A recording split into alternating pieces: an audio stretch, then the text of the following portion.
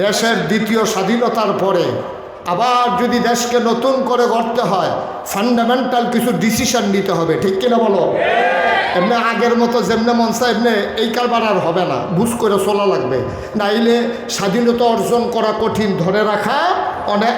স্বাধীনতা অর্জন করা সহজ, ধরে রাখা অনেক কঠিন, ঠিক কিনা বলো? স্বাধীনতা ঠেলার লোক হয়ে গেছে গা, কিন্তু এটাকে ধৈর্য রাখতে না পারলে এই স্বাধীনতার সুফল এই জাতি ভোগ করতে পারবে না। ৫৩ বছরে পারে নাই, আবার নতুন করে স্বাধীনতার পরে ১০০ বছর পরেও মানুষ শান্তি পাবে না যদি এই স্বাধীনতার সুফল ধরে রাখা না যায়। আর ধরে রাখতে না পারলে যেই ছেলেগুলা তাদের রক্ত দিয়ে ঢাকার রাজপথকে রক্তে রঞ্জিত করে দিল, ওই রক্তের সাথে বেঈমানি হয়ে যাবে, ঠিক কিনা? এই রক্তের হক আদায় করতে হবে। যারা জীবন দিয়েছে তাদের স্বপ্ন বাস্তবায়ন করতে হবে। আর নাইলে আমাদের এই স্বাধীনতার কোনো দরকার ছিল না, যেমনি ছিলাম এমনিই থাকতাম। এখন দায়িত্ব আমাদের কি কমছে না বাড়ছে? কথা বলে না, কমছে না বাড়ছে? অনেক বেশি বাড়ছে, অনেক বেশি বাড়ছে। এতদিন উনি হাইটা হাইটা কয় যে আমি যদি মাদ্রাসার প্রিন্সিপাল হইতাম, দেখলি কত আরামে, প্রিন্সিপাল হইলে তো আর কোনো কাজ নাই, আরামে ঘুমাইলাম। ওই তখন উনি প্রিন্সিপাল হয়ে আসার পরে দারোয়ানে আইয়া কয় গেটের একটা তালা লাগবো, বাবুরসি আইয়া কয় বাজার ওখানে হইছে না, রান্ধুনিও কয় লাখড়ি ভিজা হুগনা লাখড়ি আইসে না। এখন হাতে মনে মনে কয় প্রিন্সিপাল ওনার আগে মনে করছিলাম প্রিন্সিপাল হইলে উঠতে ঘুমাইলাম, ওখান দিয়ে দেখি ঘুমের তো ডাক দিয়া তুললাম। দায়িত্ব কি কমে না বাড়ে? দায়িত্ব বাড়ে, এটা বোঝা লাগবে আমাদের।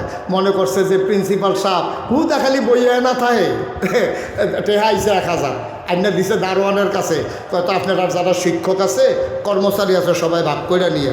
এখন প্রিন্সিপাল হুজুরে কয় ঠিক আছে সবাই আসো, তো সবাই ডাক দিয়া দারোয়ানরে কইছে তুমি ভাগটা করো, কেমনে করলে ভালো হয়? দারোয়ানে কয় হুজুর হিসাবে ১,০০০ ফুল আড়ায় আমি ফানা ভাগ করতে আছে হাতে। তুমি ফানা কেমনে? আরে আমি আপনার চাইয়া রাখি দেখ কেন আপনারা আছেন, নয়তো মরে গেলেন গো। এই গেটটা যে আমি কেমনে চাইয়া রাখি এটা আমি না জানি, হিসাবে আমি পাও না। এখন দারোয়ানের বুঝ মতো মনে করছে আমি পাও না। ঘন্টা ফিটুন না কয় এই যে ক্লাস 2 হয় আমি ফিটা না দিল হুজুর মাগরিব পর্যন্ত বইয়েই থাকলো। এখন দারোয়ানে মনে করতেছে হেতে ফানা, ঘন্টা ফিটুন নাই মনে করে হেতে ফানা। বাবুরসি কইতে আছে কয় আমি রান্না না দিলে তবে না খাইয়া মরণ লাগলো। হাজার হিসাবে ১,০০০ টাকা আমি ফানা। শেষ পর্যন্ত দেখছে যে প্রিন্সিপালের পকেটতে হেতেন দিলে টেহাতে অন লাগে, ঠিক কিনা কও? আমরা দূর থেকে কথা বলা সহজ, ভাই সাহেব এই কথাকে কাজে লাগানো বড় কঠিন, ঠিক কিনা বলেন? আর আল্লাহ রাব্বুল আলামিন কোরআনুল কারীমে কত সুন্দর করে ওয়াজ করে দিলেন। আল্লাহ বলেন লা ইন শাকারতুম লা আযীদান্নাকুম।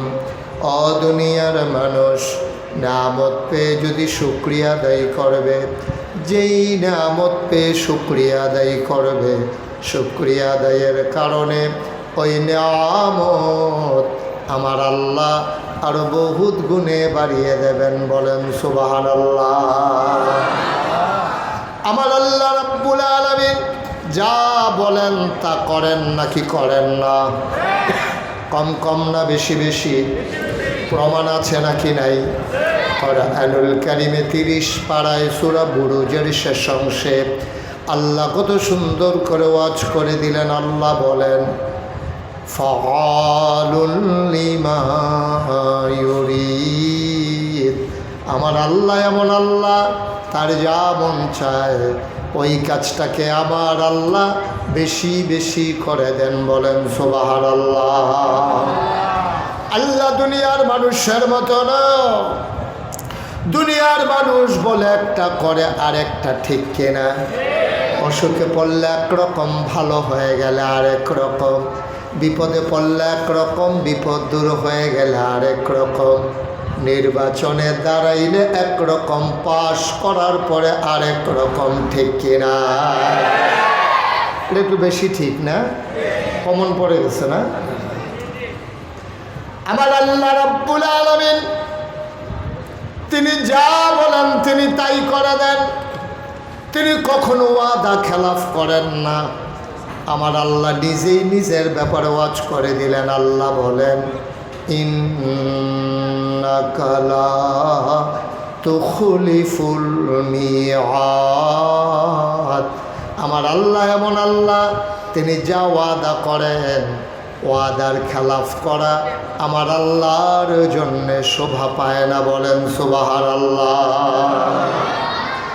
আমার আল্লাহ রাব্বুল আলামিন এমন আল্লাহ, দুনিয়ার ভিতরে তুমি চেয়ারম্যানের কাছে চাইলে না পাইলে উপজেলা চেয়ারম্যান আছে, উপজেলা চেয়ারম্যানের কাছে না পেলে এমপি আছে, পৌর মেয়র আছে, প্রধানমন্ত্রী আছে, রাষ্ট্রপতি আছে। কিন্তু আমার আল্লাহ এমন আল্লাহ, যে আল্লাহ ছাড়া আর দুনিয়াতে আর একটাও সত্তা নাই, ঠিক কিনা? আল্লাহর মতো আর কেউ নাই। তিনি রহমান, তিনি রাহিম, তিনি সত্তার, তিনি গফফার, তিনি আইয়ুব, তিনি ওয়াদুদ। এই আবার আল্লাহ রাব্বুল আলামিন, তিনি যা বলেন তিনি তাই করে দেন। ও মুসলমান, মন দিয়ে শোনো, এই আল্লাহর মতো দ্বিতীয় আর কোনো সত্তা ডাকার মতো নাই, না ইবাদতের মতো আছে, না ডাকার মতো আছে। সুতরাং আমরা সবসময় বলি লা মা'বুদা ইল্লাল্লাহ, লা মাশুকা ইল্লাল্লাহ, লা মাওজুদা ইল্লাল্লাহ, লা মাকসুদা ইল্লাল্লাহ, লা ইলাহা। সবাই বলতে পারলেন না? লা ইলাহা। আল্লাহ ছাড়া কোনো মা'বুদ নাই, আল্লাহ ছাড়া কোনো মাশুক নাই, আল্লাহ ছাড়া কোনো কিছু মওজুদ নাই, আল্লাহ ছাড়া কোনো মা'বুদ নাই, আল্লাহ ছাড়া কোনো ইলাহা নাই। এ আল্লাহ তাবারক ওয়া তাআলা নিজেই নিজের ব্যাপারে ঘোষণা দিলেন, আল্লাহু লা ইলাহা ইল্লাহু। আল্লাহ এমন আল্লাহ, যে আল্লাহর মতো আর ইলাহা নাই। যে আল্লাহ তাবারক ওয়া তাআলা নিজেই বলে দিলেন, লা তা'খুযুহু সিনাতুন ওয়ালা নাওম। আমার আল্লাহ এমন আল্লাহ, তিনি ঘুম তো দূরের কথা, তন্দ্রা পর্যন্ত আমার আল্লাহকে ছুঁইতেও পারে না। বলেন সুবহানাল্লাহ। আল্লাহর পরিচয় দিতে গিয়ে আল্লাহ তাবারক ওয়া তাআলা কোরআনুল কারীমে 30 পারায় একটা সূরা টোটাল আল্লাহর জন্যেই আল্লাহ তাবারক ওয়া তাআলা নাজিল করে দিয়েছেন। আল্লাহ বলছেন, কুল, হে নবী আপনি বলে দেন, হুয়াল্লাহু আহাদ, আল্লাহ হচ্ছেন এমন আল্লাহ, তিনি এক এবং অদ্বিতীয়। বলেন সুবহানাল্লাহ। আল্লাহর সমকক্ষ কেউ নাই এবং তার দ্বিতীয় কেউ নাই, তিনি এক, একক এবং অদ্বিতীয়। কুল হুয়াল্লাহু আহাদ আল্লাহুস সামাদ। আর তিনি হলেন অমুখাপেক্ষী, তিনি কারো মুখাপেক্ষী না। দুনিয়ার মানুষ যত দেখবেন মন্ত্রী হোক, এমপি হোক, আর জগৎ বিখ্যাত রাজা বাদশাহ হোক, এমন একজন মানুষ পাবেন না যিনি অন্যের উপরে মুখাপেক্ষী না, ঠিক কিনা? আপনি যদি একটা যত বড় আপনি মালিক হন, যত কোটিপতি হন, যত টাকার আপনি মালিক হন, যত সম্মানের আপনি অধিকারী হন, যত ক্ষমতার আপনি অধিকারী হন, আপনি কিন্তু এই কারো না কারো মুখাপেক্ষী। আপনার কোটি কোটি টাকা আছে, আপনি যদি বলেন আমি কারো মুখাপেক্ষী না, তাইলে আপনি যে কাপড় পরেন, এই কাপড়টা তো আপনি বানান না। এই কাপড়টা এক জায়গা থেকে কেনা লাগে, সেলাই করার জন্য আপনি দর্জির কাছে যাওয়া লাগে, ময়লা হয়ে গেলে ধোয়ার জন্য ধোপার কাছে যাওয়া লাগে, আবার ইস্ত্রি করার জন্য আপনার লন্ড্রিতে যাওয়া লাগে। তাইলে আপনি এক গায়ের পাঞ্জাবি নিয়ে আপনি কত মানুষের কাছে ধরা, চিন্তা করে দেখেন। আপনি কিন্তু কখনোই একা একা আপনি একেবারে স্বয়ং সম্পূর্ণ হয়ে দাঁড়াই যাবেন, এই সুযোগ আপনার নেই। আপনি কোনোভাবে না কোনোভাবে মুখাপেক্ষী। আপনি যদি বলেন আমি কারো কাছে যাওয়া লাগে না, তাহলে আপনি যে ভাত খান, এই চালগুলা কিনে আনা লাগে। এই চালগুলা কেউ না কেউ রান্না করে দেয়, এই চালগুলা রান্না করে ভাত করে দেয়। আপনি যে মাছ খান, কেউ না কেউ চাষ করে। এই মাছ এমনি চাষ হয় না, কেউ না কেউ এই মাছের খাবারের জন্য ফ্যাক্টরি দিয়ে রেখেছে, ওই ফ্যাক্টরিতে আবার শ্রমিক কাজ করে। এমন করে সকল ক্ষেত্রে আমরা মানুষের মুখাপেক্ষী, কেউ অমুখাপেক্ষী না, একমাত্র আল্লাহ ছাড়া, ঠিক কিনা বলেন? এটা কারণ আছে, আল্লাহ মুখাপেক্ষী না হওয়ার কারণ আছে। একটু খেয়াল করে শুনতে হবে, মনোযোগ দিয়ে। যেহেতু আল্লাহ সুযোগ করে দিয়েছেন, আমরা পুরাটা সময় কাজে লাগাতে চাই ইনশাআল্লাহ। আল্লাহ যেন কবুল করে। সবাই পড়েন আমিন, জুড়ে পড়েন আমিন। আল্লাহ মুখাপেক্ষী না হওয়ার কারণ কি? এখন আপনি কাপড় পরতে গেলে না আপনি দোকানে যাওয়া লাগে, কাপড় সেলাই করতে গেলে না আপনার টেইলারের কাছে যাওয়া লাগে। এখন আল্লাহ তো এমন আল্লাহ, তিনি নিজেই বলেছেন তিনি লাম ইয়ালিদ ওয়ালাম ইউলাদ, তিনি কারো থেকে জন্ম নেন নাই, তিনি কাউকে জন্ম দেন না। আল্লাহ তাবারক ওয়া তাআলা হচ্ছেন এমন আল্লাহ, তিনি কারো থেকে জন্ম নেন নাই, অর্থাৎ ওনার আব্বা আম্মা নাই। সুবহানাল্লাহ বলবেন না? আবার তিনি কাউকে জন্ম দেনও নাই। এই সূরাটা এমনি এমনি আসে নাই। এই যে আল্লাহ নিজের ব্যাপারে এতগুলো কথা বলতেছেন এখানে, নবীজির কাছে আইসা তৎকালীন জমানায় ১৫০০ বছর আগে কাফেরারা আইসা বলতেছে মুহাম্মদ, সবাই পড়েন সাল্লাল্লাহু।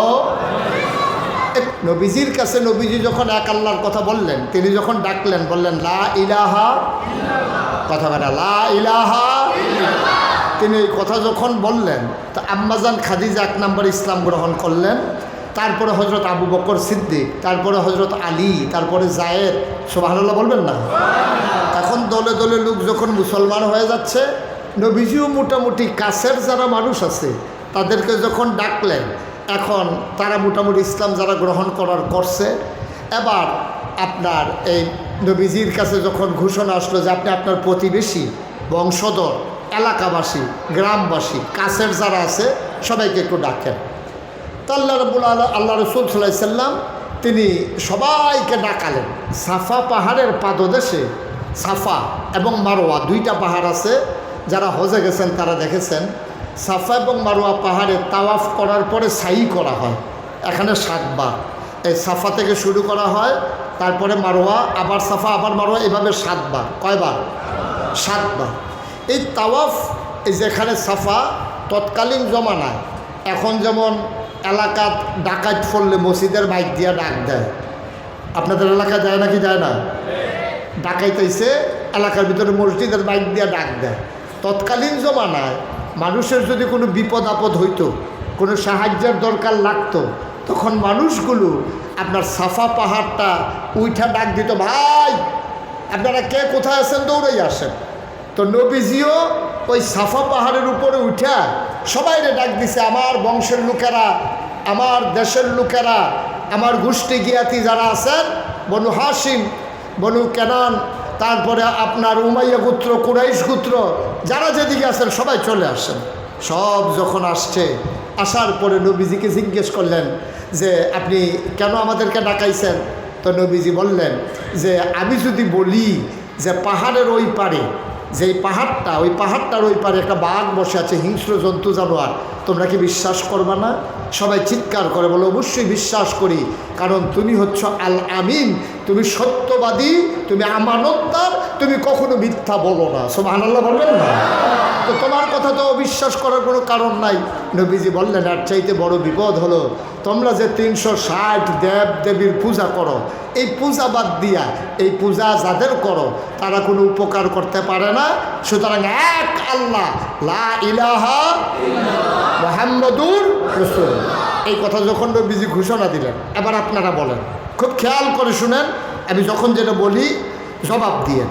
এই কথা নবীজি বলার পরে লা ইলাহা মুহাম্মাদুর, এই কথা বলার সাথে সাথে এবার মক্কার যারা কাফের ছিল, এখন সবাই মিলে গুনগুন সমালোচনা শুরু করে দিল। আরে এতদিন আমরা তারা আদর করছি, খুরমা খাজুর খাওয়াইছি, জমজমের পানি খাওয়াইছি, বাপ নাই, তারে আমরা আদর যত্ন করছি, আর এই মানুষটা আজকে আমাদের দেব দেবী আমরা বছর বছর ধরে যাদের পূজা করি, সে বলতেছে ওই দেব দেবীর নাকি পূজা করা যাবে না, লা ইলাহা ইল্লাল্লাহ মুহাম্মাদুর রাসূলুল্লাহ, এবং সে নিজেই নাকি নবী। এখন আবু জেহেল, আবুল আহাব তারা চিন্তা করলো, আমরা তো ওর চাচা, টাকা পয়সাও ভালো, ছেলে মেয়ে আছে, বয়সও হয়েছে, তো ও নবী হয়ে যায়, আর আমি আবু জেহেল, আমি আবুল আহাব রে আল্লাহ দেখানে হেরে খুঁজে বাইর করছে, আর লোক বিছেরা পায় নাই, সে নবী।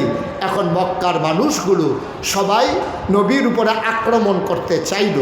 এর ভিতরে কাফেরদের যিনি তখন নেতা ছিলেন, কাফেরদের যে সংসদ ছিল তার নাম হলো দারুন নাদওয়া, আর সেটার যিনি প্রধান ছিলেন তার নাম ছিল আবু জাহেল। আবু জেহেল চিন্তা করলো যে মোহাম্মদ যে নিজে নবুয়ত দাবি করলো, আল্লাহ ছাড়া কোনো মাবুদ নাই বলে দিল, এখন যদি চুপ করে থাকি, আমরা যদি কেউ কথা না বলি, তাহলে এদের প্রমাণ হয়ে যাবে আমরা মেনে গেলাম, এটা তো মেনে নেওয়া যায় না। এখন আবু জেহেল নবীজির দিকে তেরে মেরে যায় ঘুষি মারার জন্য, না উজুবিল্লাহ বলবেন না, নবীজির উপরে আঘাত করার জন্য। আর লোকজন তারে ধৈর্য রাখে। তা আমাদের দেশেও দেখবেন দুইজনে ঝগড়া লাগে, তাইলে যদি ধরুন্ডা থাকে দেখবেন ঝগড়াটা জমে বেশি। আর যদি আলগা দুইজন থাকে আর ঝগড়া লাগে, দুই তিনটা খাইয়া দুইজনে দেখবেন যে আস্তে করে দুইজন দুই দিকে জায়গা। ধরুন্ডা থাকলে ঝগড়াটা জমে বেশি। আর ধরুন্ডা যদি বেরিয়ে তো হয় তাহলে তো কোনো কথাই নেই, ঠিক কিনা কন? এখন আবু জেহেলকে ধরে রাখে। এখন আবু জেহেল আরও রুইখা যায়, কিন্তু নবীজির গায়ে হাত তোলার সাহস নাই। কেন সাহস নাই? সে চিন্তা করছে মোহাম্মদের গায়ে যদি আমি হাত উঠাই, মোহাম্মদের চাচা আমির হামজা, মোহাম্মদের চাচা আবু তালেব, মোহাম্মদের চাচা আবুল আহাব, তারা যদি আমার ফিরাইয়া ধরে রক্তের টান, ভাতিজা বাপ নাই, এই বাপ হারা সন্তানদারে তো তারা এমনি ছেড়ে দেবে না। ফিরাইয়া যদি ধরে আমি আবু জেহেল, তাদের হাত থেকে বাঁচার কোনো উপায় নাই, ঠিক কিনা কম? কারণ এই চিন্তায় আবু জেহেল যায় কিন্তু দেয় না। তখন আবু জেহেল এইভাবে বারবার যখন এমন করে, তৎকালীন জমানায় আরেক নেতা নাম হলো আবুল আহাব, নবীর আপন চাচা। সে আবার একটা পাথর নিয়ে নবীজির দিকে ঢিল মারছে এবং জঘন্য একটা গালি দিছে। বলছে, ইয়া মোহাম্মদ তাব্বালাক, ও মোহাম্মদ তোমার ধ্বংস হোক। নাউজুবিল্লাহ বলবেন না? এই জঘন্য গালিটা দেওয়ার পরে আর পাথরটা যখন মারছে, পাথরটা গড়াইতে নবীর কাছে আইসা কদম মুবারকের কাছে থেমে গেছে। পাথর আর নবীর গায়ে লাগে নাই, কিন্তু গালিটা সবাই শুনছে। ইয়া মোহাম্মদ তাব্বালাক, ও মোহাম্মদ তোমার ধ্বংস হোক, এই কথা বলে যখন গালি মারছে, নবীজির মনে খুব কষ্ট লাগছে। আহারে, আব্বা নাই, আমার চাচা তো আছে, আর আমার চাচা এতগুলো মানুষের সামনে এত বড় গালি দিল। নবীর যারা নিকটবর্তী যারা মুসলমান, নতুন যারা মুসলমান, তারাও খুব কষ্ট পাইল।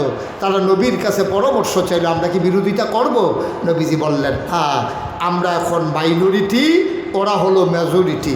এখন আমরা যদি তাদেরকে প্রতিবাদ করতে যাই, এই প্রতিবাদের কারণে আমরা মাইর খাবো, তাদেরকে মাইর দিতে পারবো না। সময় একদিন আসবে, ঠিক কিনা বলেন? এই বাংলাদেশে এমন একটা সময় অতিবাহিত হয়েছে, ইমামগুলো মসজিদের ভিতরে খুতবা দিতে পারে না স্পষ্ট করে। এই বাংলাদেশে ওলামায়ে কেরাম যখন ওয়াজ করতে আসে, হুজুর ওয়াজ করবে, আর আগে হুজুর কোনটা ওয়াজ করে, ঠিক কিনা বলো? এই কথা বলা যাবে, ওই কথা বলা যাবে না, এই কথা বলা যাবে। বাংলাদেশে আমরা দেখেছি, যেই দেশে শতকরা 92 জন লোক মুসলমান, এই দেশে এই ওয়াজ করতে গিয়ে অনেক বক্তা, অনেক নেতার হাতে লাঞ্ছিত হয়েছে, ঠিক কিনা বলো? ওয়াজ করতে দেওয়া হয় নাই, পোস্টার হয়েছে, প্রচার হয়ে গেছে, 144 দ্বারা জারি করে বক্তাকে থামিয়ে দেওয়া হয়েছে। ওই 1500 বছর আগে নবী যখন দ্বীনের দাওয়াত দিলেন, মক্কার কাফেরেরা বেদিনেরা যেমন করে নবীর কথাগুলো বন্ধ করে দিতে চেয়েছিল, এমন করে একদল মানুষ বাংলাদেশে মুসলমানের ও ইমানদার আল্লাহওয়ালা উলামায়ে কেরামের কথা বন্ধ করে দিতে চেয়েছিল। আজকে আল্লাহ আবার সেই সুযোগ করে দিয়েছে, ঠিক কিনা বলুন? সুতরাং ওই মসজিদের মিম্বারগুলো থেকে আজকে হকের ধ্বনি আসবে, মজগুলো থেকে কোরআনের প্রকৃত কথাগুলো আসবে। কোরআন নাজিল হয়েছে মানুষকে অন্ধকার থেকে আলোতে নিয়ে আসার জন্যে, গোমরাহি থেকে হেদায়েতের দিকে নিয়ে আসার জন্যে, কুফর থেকে ইসলামের দিকে নিয়ে আসার কারণে বাংলাদেশ একটা সময় পার করেছে যেখানে সত্যকে সত্য বলা যাবে না, মিথ্যাকে মিথ্যা বলা যাবে না, কালোকে কালো বলা যাবে না, সাদাকে সাদা বলা যাবে না, ন্যায়কে ন্যায় বলা যাবে না, অন্যায়কে অন্যায় বলা যাবে না। এই ব্রাহ্মণবাড়িয়া শহরে আমাদের দেখেছি আমরা অনেক নেতা পালন করেছে যে আমি যদি আন্দোলন শুরু করি, বাংলাদেশের ওই ব্রাহ্মণবাড়িয়ার মসজিদগুলো মাদ্রাসাগুলো থাকবে না, এই কথা বলার সাহস দেখিয়েছে, ঠিক কিনা বলো? কিন্তু সবসময় দিন একরকম যায় না। ওই নবী করিম সাল্লাল্লাহু আলাইহি ওয়াসাল্লামকে যখন পাথর মারল, জঘন্য গালি দিল, ইয়া মুহাম্মদ তাব্বালাক, আল্লাহ নবী চুপ মেরে গেলেন। সাহাবায়ে কেরাম বললেন, ইয়া রাসূলুল্লাহ, আমরা কি কিছুই বলবো না? বলছে যে না, সময় আসবে, চুপ করে থাকো। আর বলে যে এভাবেই হবে? কয় না, যেখানে বিচার দেওয়ার আমি বিচার দিয়ে রেখেছি। সুবহানাল্লাহ বলবেন না? নবীজি আস্তে করে উঠে চলে গেলেন, চোখের পানি মুছলেন। সাহাবায়ে কেরাম নবীর চতুর্পার্শ্বে বসে আছেন। নবীর মনটা বড় খারাপ। সাহাবায়ে কেরাম বলতেছে, ইয়া রাসূলুল্লাহ, আমাদেরকে এত বড় গালি দিল, এত বড় মারতে গেল আপনাকে, আমরা এমনি চুপ মেরে থাকবো? নবীজি বললেন, না, চুপ মেরে থাকবো না। আমি এক জায়গায় বিচার দিয়ে রেখেছি, যেখানে বিচার দিলে বিচার ফিরে না। ঠিক কিনা বলেন? এরকম একটা জায়গা আছে নাকি নাই? আছে নাকি নাই? বাংলাদেশে যখন থানাগুলো কোনো আলেমের পক্ষে দাঁড়ায় নাই, বাংলাদেশের যখন হাইকোর্ট, সুপ্রিম কোর্ট, নিম্ন আদালত যখন আলেমদেরকে লাঞ্ছিত করেছে, আলেমদেরকে যখন জেলবন্দি করেছে, আমরা তখন দেখেছি বাংলাদেশে চুর, ডাকাত, বদমাশ, গুন্ডা সিনা টান টান করে মাথা উঁচু করে বাংলার জমিনে হেঁটেছে, আর আলেমগুলো দিয়ে বাংলাদেশের জালখানা ভরে গেছে। ঠিক কিনা বলো? আমরা দেখেছি, নিজের চোখে দেখেছি, আমরা দেখেছি। আজও একজন করে আলেম বের হয়ে আসতেছে। বয়োজ্যেষ্ঠ আলেমগুলো কেমন করে তারা নিষ্পেষিত করেছে, কেমন করে 13ই মে ওই শাপলা চত্বরে হেফাজতের কর্মীদের রক্তে সেদিন পিচ ডালাপথকে রক্তে রঞ্জিত করেছে। ঠিক কিনা বলো? নীরবে সহ্য করা ছাড়া আমাদের কোনো উপায় ছিল না। নবীজিও বললেন, চুপ মেরে থাকো, বিচার যেখানে দেওয়ার দিয়ে রেখেছি। এটা থানা না, নিম্ন আদালত না, হাইকোর্ট না, সুপ্রিম কোর্ট না, আপিল বিভাগ না, যিনি হাকামুল হাকিমিন, মহান রব্বুল আলমিনের একটা আদালত আছে। আছে নাকি নাই? এই দেশের আলেম ওলামারাও সেই আদালতে বিচার দিয়ে রেখেছে। মুরব্বী আলেমেরা জায়নামাজ ভিজিয়েছে মসজিদের ভেতরে, সাজদায় দিয়ে কেঁদেছে, কারণ তারা জানে নবীজি বলেছেন, লা হিজাবা বাইনাহু ওয়া বাইনাল্লাহ, ওই মাজলুমের সাথে আর আল্লাহর সাথে কোনো পর্দা নাই, ডাক দিতে দেরি, কবুল হতে দেরি নাই। ঠিক কিনা বল? তো তারা ডাক দিয়েছেন কার কাছে? কথা কয় না, কার কাছে? বিচার দিয়েছেন কার কাছে? তো হুজুররা এটা পাইল কই যে আল্লাহর কাছে যে বিচার দেওয়া লাগে, এটা পাইছে নবীজির কাছে। ঠিক কিনা বলো? নবীজি এটাই করছে, চুপ মেরে বসে আছে। বলছে যে, ইয়া রাসূলুল্লাহ, বিচার কি দেওয়া হয়ে গেছে? কয়, হ্যাঁ, বিচার দিয়ে রেখেছি আল্লাহর দরবারে। এখন বিচার তো দেওয়া হয়ে গেছে। নবী চুপ মেরে আছে, সবাই মিলে বসে আছে। ওই দিকটা কাফের বেদিনেরা মজা মারতে আছে।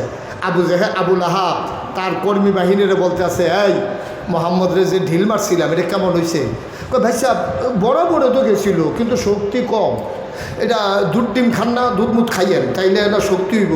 আপনি ঢিল মারছেন, এটা ফায়ার কাছে গিয়ে থামবা গেছে, গায়ে তো আর লাগে নাই। কই দিছিলাম তো জোরে, আগ বইল না কি লেগে, এটাও তো বুঝলাম না। এরকম আলাপ সালাপ চলতে আছে। এর ভিতরে হঠাৎ করে নবীজির কাছে সালাম দিলেন। নবী বললেন, ওয়ালাইকুম আসসালাম। সাহাবায়ে কেরাম তো বুঝলেন না কাকে সালাম দেওয়া হলো। নবীজির কাছে জিবরাইল কানের কাছে এসে সালাম দিয়ে দিলেন, আসসালাতু আসসালামু আলাইকা ইয়া রাসূলুল্লাহ, আসসালাতু আসসালামু আলাইকা ইয়া হাবিবাল্লাহ, আসসালাতু আসসালামু আলাইকা ইয়া শাফিআল মুজনুবিন, আসসালাতু আসসালামু আলাইকা ইয়া রাহমাতাল লিল আলামিন। সুবহানাল্লাহ বলবেন না? আল্লাহর নবী বললেন, ওয়ালাইকুম আসসালাম। সাহাবায়ে কেরাম চমকে উঠলেন, তারা থমকে দাঁড়ালেন, তারা আশ্চর্যান্বিত হয়ে গেলেন। নবী কার সালামের জবাব দিলেন? কাউকে তো দেখি না। হঠাৎ করে নবী মুচকি হাসলেন, সাহাবায়ে কেরামকে বললেন, তোমরা জানতে চেয়েছিলে আমাকে যে ঢিল মারা হলো, গালিগালাজ করা হলো, আমি বিচার দিয়েছি কিনা জানতে চেয়েছিলে। বিচার আমি জায়গা মতো দিয়ে রেখেছিলাম। জবাব চলে আসছে আহকামুল হাকিমিন, আল্লাহর দরবার থেকে। আল্লাহ তাবারক ওয়া তাআলা এবার জিবরাইলের মাধ্যমে নবীর কানে কানে বলে দিলেন। জিবরাইল বলেন, ইয়া রাসূলুল্লাহ, আপনি কি আল্লাহর দরবারে কোনো বিচার দিয়েছিলেন নাকি? আল্লাহর নবী কয়, হ্যাঁ, ওই আবু জাহেল, আবু লাহাব যখন আমাকে ধ্বংস করতে চাইল, আমাকে যখন বলল, ইয়া মুহাম্মদ তাব্বালাক, আমি নবীর আল্লাহর দরবারে বিচার দিয়েছিলাম। এবার জিবরাইল আলাইহিস সালাম এসে কয়, আপনার বিচারের রায় আল্লাহ পাঠিয়ে দিয়েছে। সবাই ঘুমাই গেছেন না? এইরকম একটা কথা সুবহানাল্লাহ না করলে একটা ভালো জায়গা পাইবেন কখনো আপনারা? এদিকে ঘুরে বলছে, একটা ঘুরান, এত দিকে চাইয়েন না, আমার দিকে চাইয়া থাকে। আমি তো আপনার দিকে চাই, আমি দেখি এদিকে চাইয়া রয়েছেন, তো ওই চাইতাম। আমিন কন, জোরে কন। জিবরাইল আইসা কয়, হ্যাঁ রাসূল, আল্লাহ রাসূল, আপনি কি আল্লাহর কাছে কোনো বিচার দিছিলেন? কয় যে, বিচার তো একটা দিছিলাম। কি হয়েছে? কয়, রায় তো আল্লাহ পাঠাই দিছে। সুবহানাল্লাহ বলবেন না? রায় চলে আসছে তো তাড়াতাড়ি। কয়, হ্যাঁ, এটা দ্রুত আদালত, ট্রাইব্যুনাল, এখনও দেরি নাই। রায় লগে লগে বা রাতের 3টার সময় ট্রাইব্যুনালে বিচার হয়ে যায়। কয়, কি বিচার আসছে? জবাব কি আসছে? এই জবাবটা আমরা সবাই জানি, হ্যাঁ সবাই মিলে আমরা পড়ি। কোরআনে ঢোকার আগে মারদুদ শয়তান থেকে ফেরা হয়েছে, যিনি রহমান যিনি রহিম তার নামে চলো শুরু করি, সবাই পড়ি। আউযু বিল্লাহি মিনাশ শাইতানির রাজিম। বিসমিল্লাহির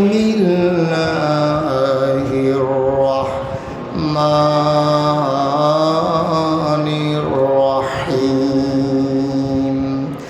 তাব্বাত ইয়াদা আবি লাহাবিন ওয়া তাব মা আগনা আনহু মালুহু ওয়া মা কাসাব সায়াসলা নারান যাতা লাহাব ওয়া ইমরাআতুহু হাম্মালাতাল হাতাব ফি জিদিহা হাবলুম মিন মাসাদ। সুবহানাল্লাহ। কয় না আল্লাহ ডাক দেয়া কয়, ও নবী আমার, তাব্বাত ইয়াদা, তাব্বাত মানে ধ্বংস হয়ে গেছে, ইয়াদা দুই হাত, আবি লাহাব আবু লাহাবের।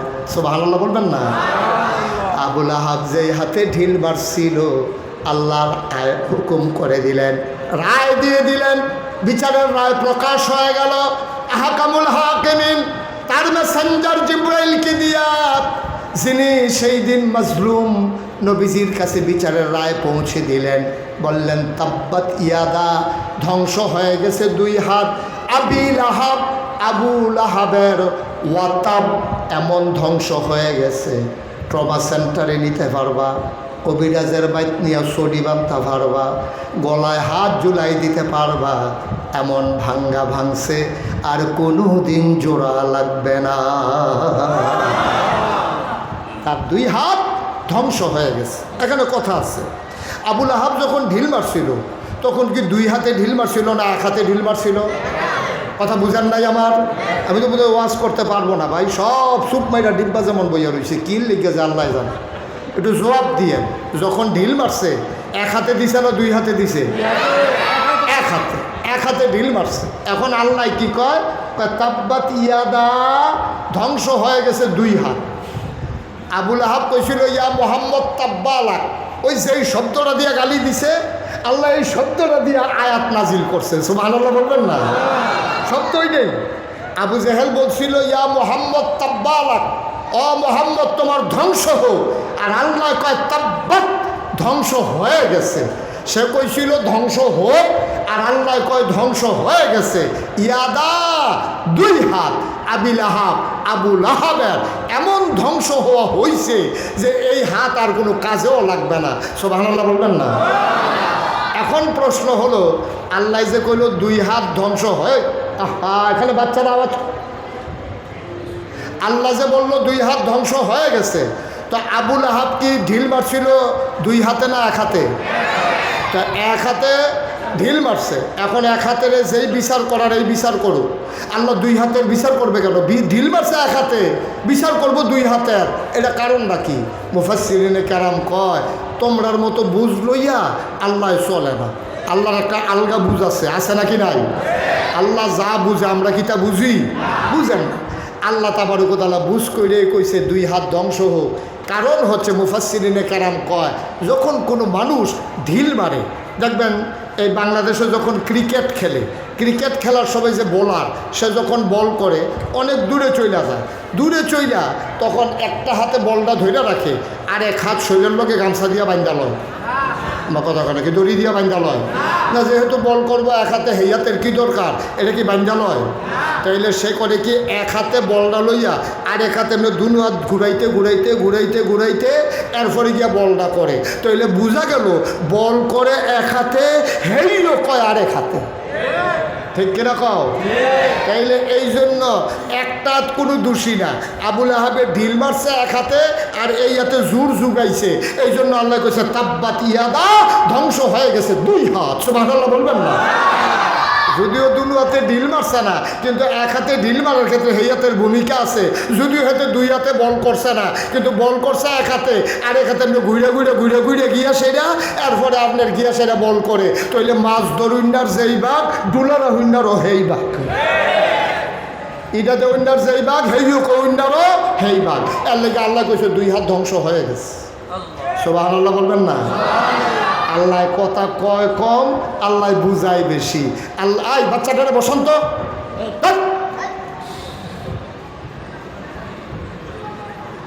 সবাই কন আমিন, জোরে কন আমিন। খুব খেয়াল করে একটু মনোযোগের সাথে শুনতে হবে, অনেক কথা আছে। দেশের দ্বিতীয় স্বাধীনতার পরে আবার যদি দেশকে নতুন করে গড়তে হয়, ফান্ডামেন্টাল কিছু ডিসিশন নিতে হবে, ঠিক কিনা বলো? এমনি আগের মতো যেমনি মন চায় এমনি এই কারবার আর হবে না, বুঝ করে চলা লাগবে। নাইলে স্বাধীনতা অর্জন করা কঠিন, ধরে রাখা অনেক। স্বাধীনতা অর্জন করা সহজ, ধরে রাখা অনেক কঠিন, ঠিক কিনা বলো? স্বাধীনতা ঠেলার লোক হয়ে গেছে গা, কিন্তু এটাকে ধৈর্য রাখতে না পারলে এই স্বাধীনতার সুফল এই জাতি ভোগ করতে পারবে না। ৫৩ বছরে পারে নাই, আবার নতুন করে স্বাধীনতার পরে ১০০ বছর পরেও মানুষ শান্তি পাবে না যদি এই স্বাধীনতার সুফল ধরে রাখা না যায়। আর ধরে রাখতে না পারলে যেই ছেলেগুলা তাদের রক্ত দিয়ে ঢাকার রাজপথকে রক্তে রঞ্জিত করে দিল, ওই রক্তের সাথে বেঈমানি হয়ে যাবে, ঠিক কিনা? এই রক্তের হক আদায় করতে হবে। যারা জীবন দিয়েছে তাদের স্বপ্ন বাস্তবায়ন করতে হবে। আর নাইলে আমাদের এই স্বাধীনতার কোনো দরকার ছিল না, যেমনি ছিলাম এমনিই থাকতাম। এখন দায়িত্ব আমাদের কি কমছে না বাড়ছে? কথা বলে না, কমছে না বাড়ছে? অনেক বেশি বাড়ছে, অনেক বেশি বাড়ছে। এতদিন উনি হাইটা হাইটা কয় যে আমি যদি মাদ্রাসার প্রিন্সিপাল হইতাম, দেখলি কত আরামে, প্রিন্সিপাল হইলে তো আর কোনো কাজ নাই, আরামে ঘুমাইলাম। ওই তখন উনি প্রিন্সিপাল হয়ে আসার পরে দারোয়ানে আইয়া কয় গেটের একটা তালা লাগবো, বাবুরসি আইয়া কয় বাজার ওখানে হইছে না, রান্ধুনিও কয় লাখড়ি ভিজা হুগনা লাখড়ি আইসে না। এখন হাতে মনে মনে কয় প্রিন্সিপাল ওনার আগে মনে করছিলাম প্রিন্সিপাল হইলে উঠতে ঘুমাইলাম, ওখান দিয়ে দেখি ঘুমের তো ডাক দিয়া তুললাম। দায়িত্ব কি কমে না বাড়ে? দায়িত্ব বাড়ে, এটা বোঝা লাগবে আমাদের। মনে করছে যে প্রিন্সিপাল সাহেব হুদা খালি বইয়ে না থাকে, টেহা আইসে ১,০০০ আইনা দিছে দারোয়ানের কাছে, হয়তো আপনার যারা শিক্ষক আছে কর্মচারী আছে সবাই ভাগ করে নিয়ে। এখন প্রিন্সিপাল হুজুরে কয় ঠিক আছে সবাই আসো, তো সবাই ডাক দিয়া দারোয়ানরে কইছে তুমি ভাগটা করো, কেমনে করলে ভালো হয়। দারোয়ানে কয় হুজুর হিসাবে ১,০০০ ফুলাটায় আমি ফানা, ভাগ করতে আছে হাতে। তুমি ফানা কেমনে? আরে আমি আপনার চাইয়া রাখি দেখ কেন আপনারা আছেন, নয়তো মরেই গেলেন গো। এই গেটটা যে আমি কেমনে চাইয়া রাখি এটা আমি না জানি, হিসাবে আমি পাও না। এখন দারোয়ানের বুঝ মতো মনে করছে আমি পাও না, ঘন্টা ফিটুন নাই কয় এই যে ক্লাস 2 হয় আমি ফিটা না দিল হুজুর মাগরিব পর্যন্ত বইয়েই থাকলো। এখন দারোয়ানে মনে করতেছে হেতে ফানা, ঘন্টা ফিটুন নাই মনে করে হেতে ফানা, বাবুরসি কইতে আছে কয় আমি রান্না না দিলে তবে না খাইয়া মরণ লাগলো, হাজার হিসাবে ১,০০০ টাকা আমি ফানা। শেষ পর্যন্ত দেখছে যে প্রিন্সিপালের পকেটটা হেতেন দিলে টেহাতে অন লাগে, ঠিক কিনা কও? আমরা দূর থেকে কথা বলা সহজ, ভাই সাহেব এই কথাকে কাজে লাগানো বড় কঠিন, ঠিক কিনা বলেন? কথা বলা ঠিক কিনা? খুব খেয়াল করে শুনতে হবে। এখন নবীজি আল্লাহ তাবারক ওয়া তাআলা কি কইল? তাব্বাত ইয়াদা আবি লাহাবিন ওয়া তাব। ওই আবু লাহাবের 2 হাত ধ্বংস হয়ে গেছে, এমন ধ্বংস এটা আর কোনোদিন কাজে লাগবে না। এখন আমরা তো কইছি যে আল্লাহ এটা তো ঠিক করছে না, এটা দিছে 1 হাতে, এখন 2 হাতের দুষ্ট হইল কি? এই কথা বললে আমরা মনে করছি যে আল্লাহ একটু বোধহয় কেমন জানি কইরা লেছে, বিষয়টা এমন না। আল্লাহ কথা কয় কম, আল্লাহ বুঝায় বেশি। যদিও আল্লাহ বলছে 2 হাত ধ্বংস হয়ে গেছে, মুফাসসিরিনে কয় 2 হাত মানে 2 হাত না, 2 হাতের ভিতরে আছে আরও 6 হাত, মোট 8 হাত আবু লাহাবের ধ্বংস হয়ে গেছে। কয় হাত? কথা কেন কয় হাত? মানুষের হাতে আছে 2 হাত। আপনি যদি কোন হুজুর 8 হাত ফাইলেন কো বুঝাইয়া কইতে আসি, আমি কইয়া যাবো আপনার একটু গন্যা চাইয়া না 8টা হয় কি না। এবার আবার শুরু ইনশাল্লাহ। হ্যাঁ, ডাইন হাত সবাই বলেন, ডাইন হাত। আপনার দরকার কয়টা? হ্যাঁ, কথা কেন কয়টা দরকার? আমি তো 8টা বলছি, 8টা পাওয়া লাগবে তো।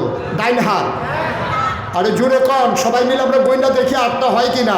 ডাইন হাত, বাম হাত, দুনিয়া আখিরাত, আহা কথা হয়েছিল আমি কয়াম আপনারা গণবেন, তা আপনারা আমার লগে লগে কইলে আর গনে গেলা।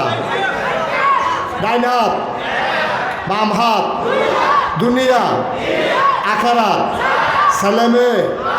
ছেলে মেয়ে বউ মিলাইয়া পড়ে হয়েছে ফার্স্ট, এরপরে হইল সম্পদ। নাউজুবিল্লাহ কথা না, জোরে কথা নাউজুবিল্লাহ। তাহলে ডাইন হাত, বাম হাত, দুনিয়া আখেরাত, ছেলে মেয়ে এবং এরপরে সম্পদ, এই 6 হাত। আমি 8টা বলছিলাম, 6 হাত। আল্লাহ কইছে 2 হাত, ভিতরে আছে 6 হাত। সুবহানাল্লাহ বলবেন না? ডাইন হাতও শেষ, বাম হাতও শেষ, দুনিয়াও শেষ, আখেরাতও শেষ, ছেলে মেয়েও বউও শেষ, তার সম্পদও শেষ। তো তার আর আছে কিটা? তেদও নাই। যার ওই 6টা জিনিস নাই তার আর থাকে কি কম? তার আর কিছু আছে? আমার কথা কথা, তার আর কিছু আছে?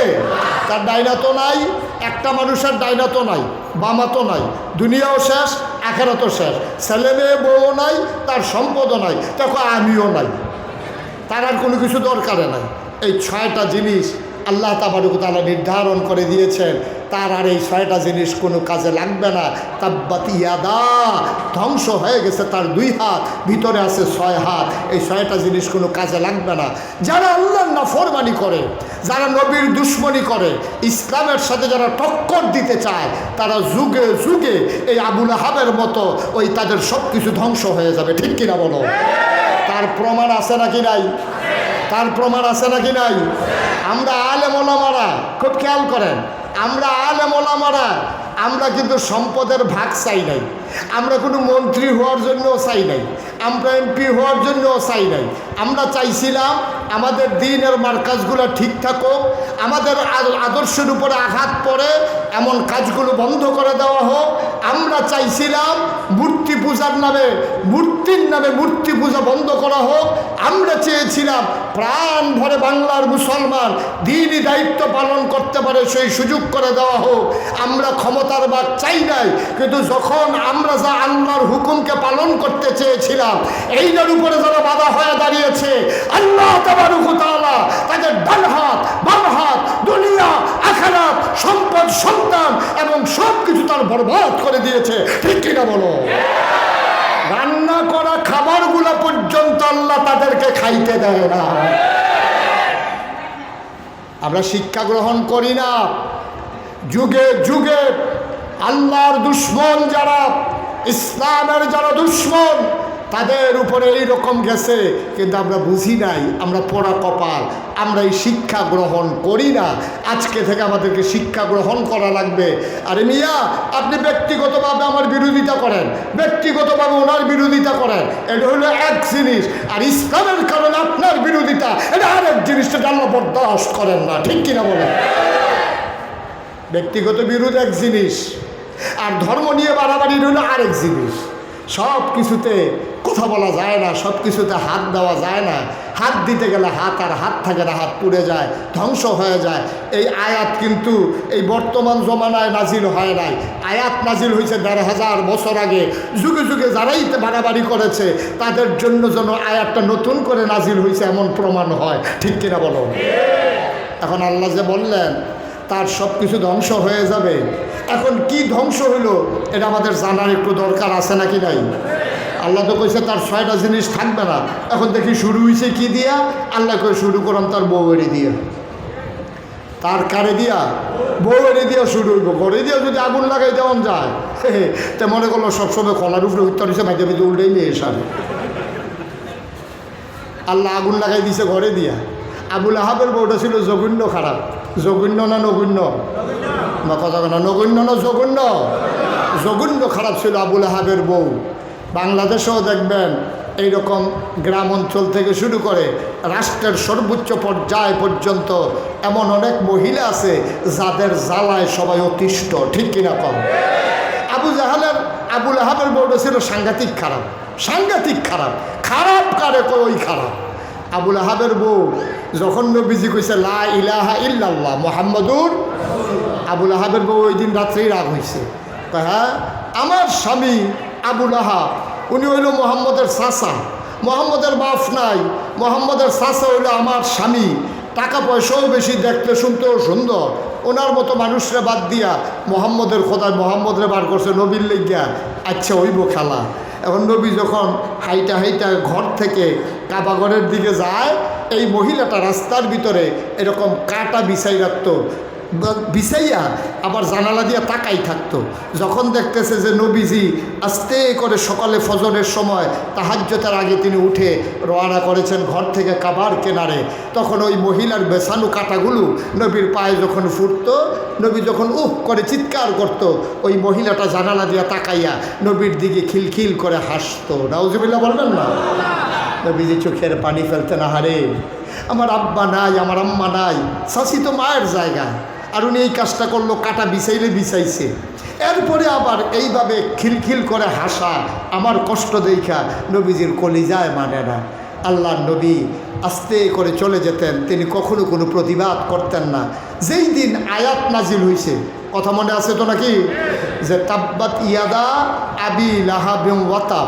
মানে আমরা আখাউড়া দুর্গাপুরের মহিলারা যে মাইকে আওয়াজ শুনতে আছে, তারা তো কিতা কয় যে হুজুরে খালি তাব্বাত ইয়াদা আবি লাহাবেও কইতে আছে, এটা জানি কিতা কি জানি। সৌদি আরবের মহিলারা আরবি বুঝে না কি বুঝে না? আমার কথা কয় আরবি বুঝে না কি বুঝে না? তারা নাকি আবার বুঝাইয়া কেমন লাগছে? যেই মাত্র আয়াত নাজিল হইছে, এই আয়াত যখন আবু লাহাবের বউ শুনছে, এত বুঝছে আমার জামের কথা কইয়া মোহাম্মদের খোদায় এইরকম একটা আয়াত নাজিল করন, আজ মোহাম্মদরে ফাইয়া লই। এই বেডি একটা দাও লইয়া আস্তে করে এই মদিনা মক্কার রাস্তা, মদিনা এই রাস্তা মক্কার রাস্তায় রাস্তায় এই মহিলা ঘুরতে আসে। যারই পাই তার এই জায়গায়, ও মোহাম্মদরে দেখছো? বেডির হাতে দাও, চোখগুলা লাল লাল, এরকম চুলগুলো উস্কো খুস্কু এলোমেলো, মহিলাটা পাগলের মতো। যারে পায় তারই জিগায়, মোহাম্মদ দেখছো? সবাই কয় না, মোহাম্মদ রোদে দেখি নাই। কয় যে ওইদিকে গেছে, গিয়ে দেখে নাই।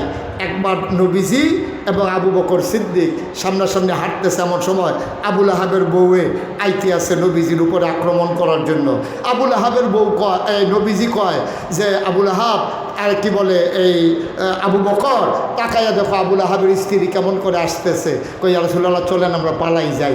নবীজি মুচকি হাসি দিয়া কয়, আমার চাচি আবুল আহাবের স্ত্রী আসবে, কিন্তু তোমারে দেখবে, আমারে দেখবে না। সুবহানাল্লাহ বলবেন না?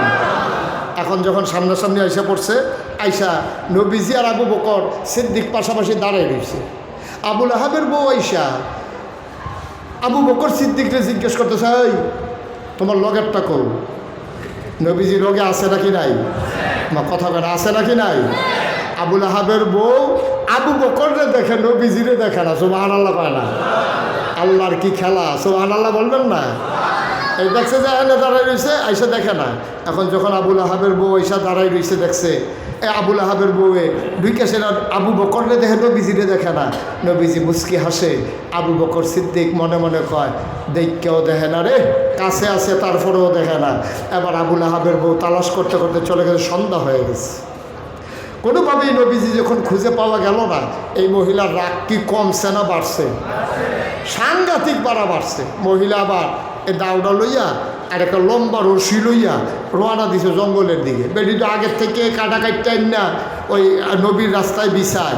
এবার যখন জঙ্গলের দিকে গেছে, গিয়া সেটা সন্ধ্যার আগে একেবারে বড় বড় কাটাওয়ালা, লম্বা কাটা, ফাঁকনা কাটা, এরকম মন কাটা, ভিতরে গিয়া সেটা কাইটা সবগুলো একটা বোঝা বাঁধছে।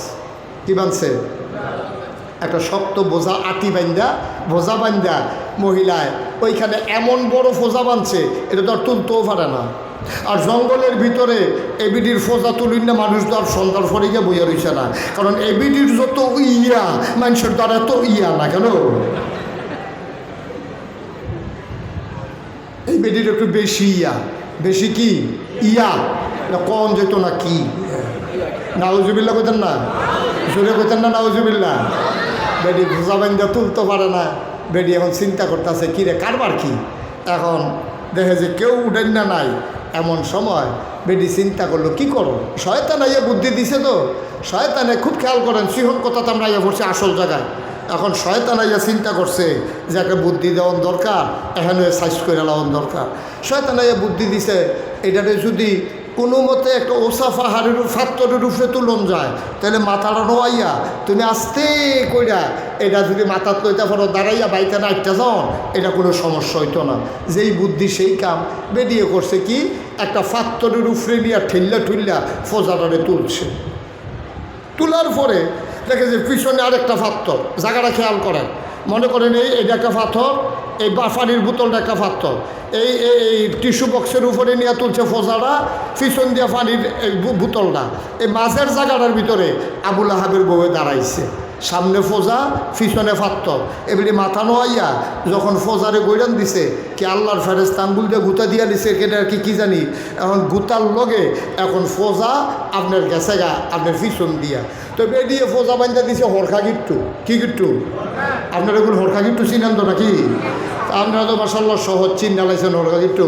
আমি কক্সবাজার গেছিলাম মাহফিল, তারা কইছি হরখা গিট্টু, তারা আমার ভাই চাইয়া রয়েছে, কত বুঝাইলাম ভাই, এমনি ফইলা দিয়া সেটা উল্টাইয়া যে দেয় হেইটা, তারা চাইয়ে রয়েছে, তাদের বুঝাইতে পারি না। লগে এক ফাজেল মাদ্রাসার প্রিন্সিপাল আছি, এবার আর করলাম ভাই, তারা তো আমি গিট্টুটা চিনাইতাম পারতেছি না, আপনি একটু বুঝাইয়া কর না। এবার আমার দিকে হাসি দিয়া আমি বুঝলে না, তারারে বুঝাইতাম।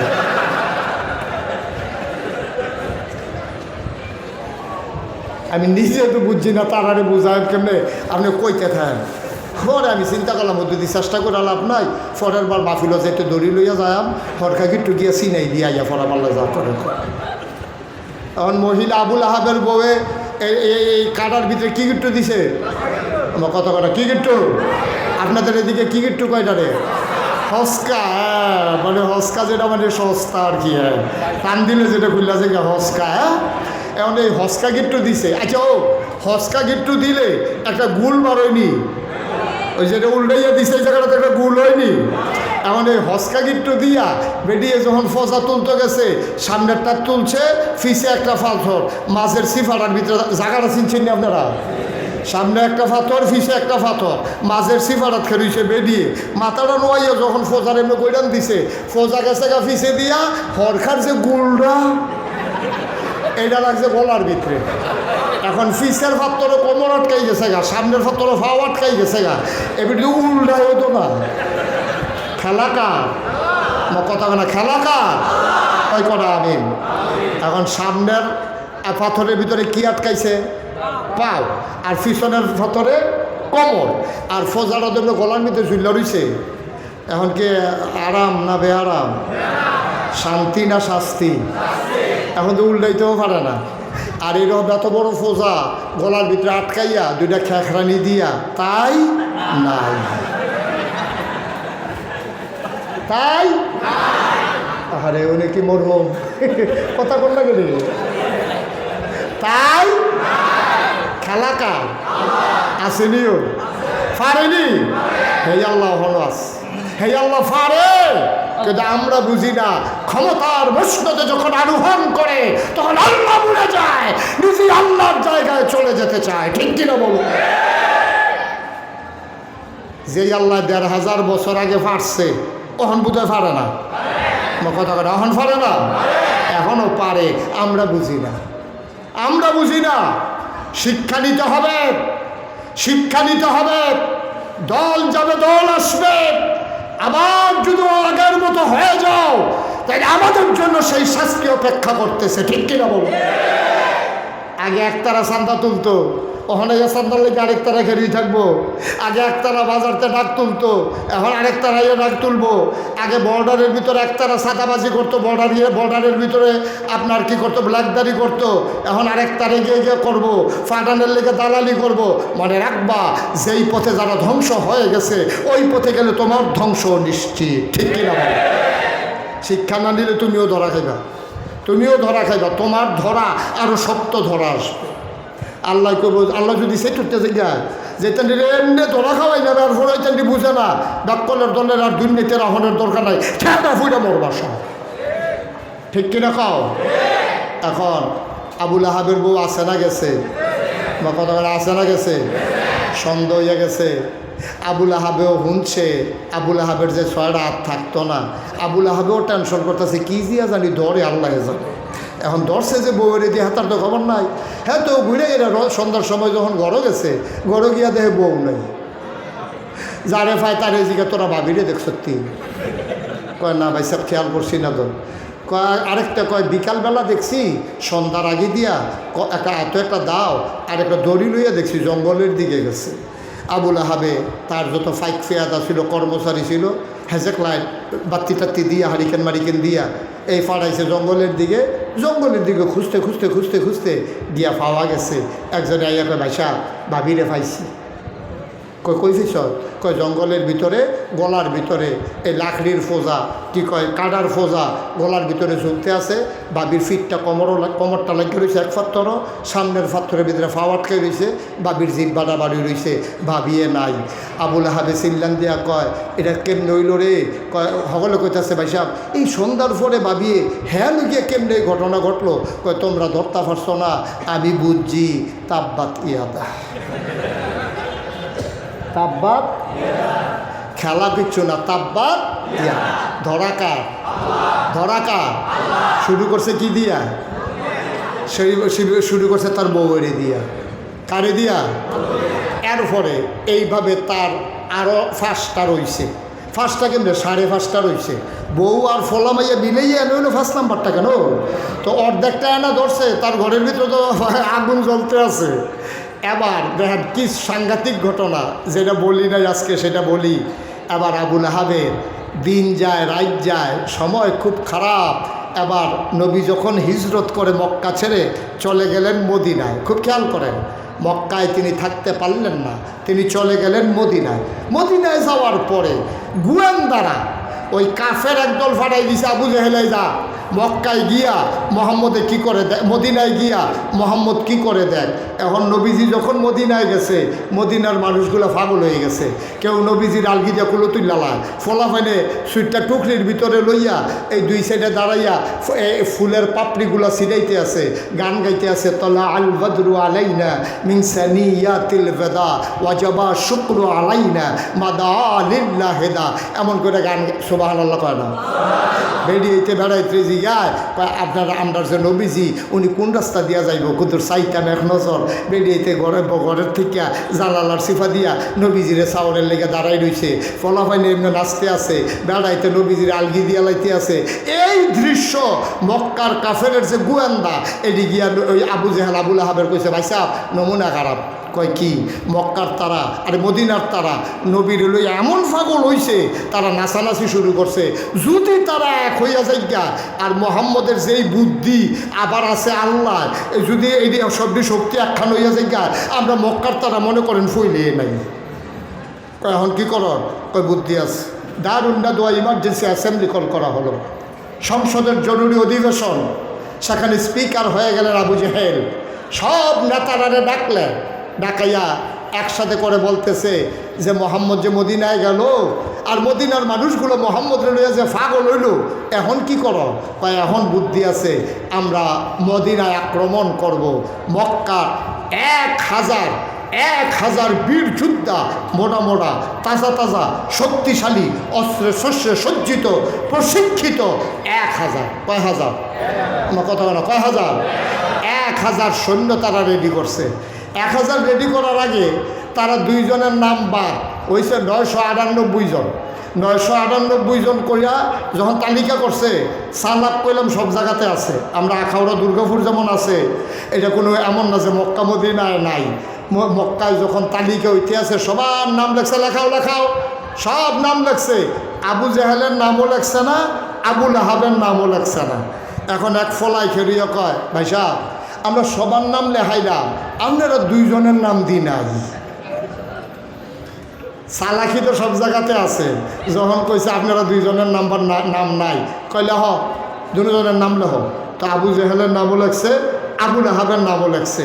আবুল আহাবের নামটা লেখাইতে আছে আর মনে খালি পড়তে আছে তাব্বাতি ইয়াদা। এমনি আমার বউয়ের পাত্র এই জঙ্গলের ভিতরে গলাত ফাঁসি লাগে সাইডালায়, আর আমি যদি যুদ্ধের ময়দানও যাই ফইলে খুব দেয় তো আমার ইতিহাস শুরু হইল। এত তো তাপবাতিয়াটা খালি মনে পড়ে। এই চিন্তা করিয়া চিন্তা করলো নাম যে হাইলাম জনগণের সাফে পড়িয়া অহন কিতা করো। আবু জেহেল সব বুদ্ধি টুদ্ধি শেষ, যুদ্ধের তারিখ হয়েছে, সবাই কবে যাইব। আবুল আহাবে কয় কথা আছে, যুদ্ধ যাওয়ার আগে কথা আছে। কয় কি কথা? আমরা যে 1000 লোকের নাম লেখাইলাম, আচ্ছা এর ভিতরে কেউ যদি শৈলবালা না থাকে, এটা তো একটা চিন্তার বিষয়। সবার যে শরীর ভালো থাকবে এমন তো কোনো কথা না। 1000 লোক আমরা বসেন, 1000 লোক কয় হাজার, ও বা কথা বলো কয় হাজার, তো 1000 লোকের ভিতরে কারো শরীর খারাপ হওয়ার স্বাভাবিক না অস্বাভাবিক? স্বাভাবিক। এখন কেউ না কেউ শরীর তো খারাপ হইতেই পারে।